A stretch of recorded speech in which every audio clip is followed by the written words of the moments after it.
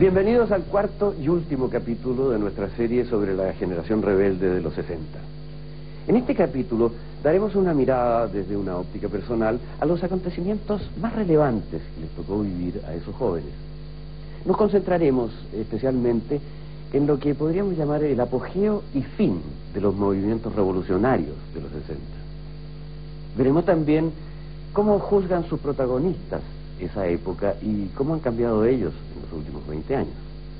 Como ustedes recordarán, en nuestro último capítulo concentramos nuestra mirada en lo que podríamos llamar el año traumático de 1968. La intensificación de las protestas contra la guerra de Vietnam dio lugar a un vasto movimiento pacifista que se llamó el poder de las flores. Las protestas casi paralizan a las universidades de Estados Unidos hasta que se producen las primeras víctimas fatales. 4 estudiantes muertos por guardias nacionales en la Universidad de Kent State, en Ohio. Las protestas contra la guerra se extienden por todo el mundo, incluyendo a Chile, donde, entre otras cosas, miles de jóvenes estudiantes realizan una marcha protesta por Vietnam desde Valparaíso a Santiago. En todo el mundo surgen movimientos revolucionarios, en parte inspirados por la rebelión de mayo del 68 en París. Seamos realistas, dicen, pidamos lo imposible.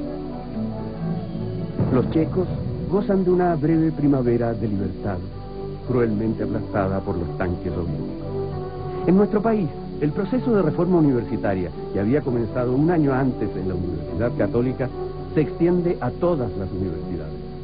La Universidad de Chile es tomada, y el movimiento culmina en elecciones de autoridades con la participación de todos, profesores, estudiantes y funcionarios.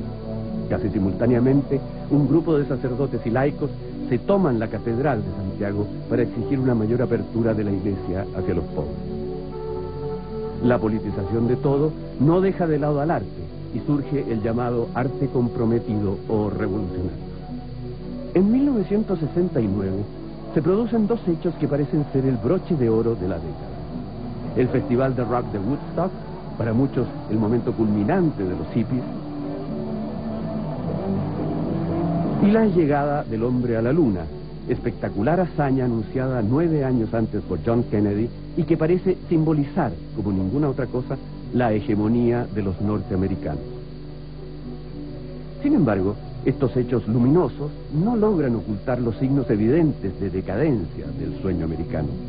En 1978 son asesinados Martin Luther King, el líder negro del movimiento pacifista por los derechos civiles, y Robert Kennedy, hermano menor del expresidente John Kennedy y candidato a la presidencia en las elecciones de ese año.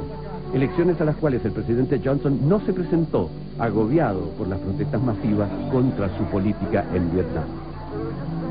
La muerte de King desencadena un largo periodo de conflictos raciales que remecen a la sociedad norteamericana hasta sus cimientos. Por otro lado, conciertos como el de los Rolling Stones en Altamont, California, donde cunden las drogas y la violencia, y la decadencia de Haight-Ashbury, invadida por drogadictos, mendigos, proxenetas y ladrones de todo tipo, convencen a los hippies que su tiempo ha terminado y realizan entonces un simbólico funeral de sí mismos. En Europa, también el movimiento renovado, desencadenado por los estudiantes, se desarticula, dejando atrás solo pequeños grupos ultraizquierdistas abocados a la violencia.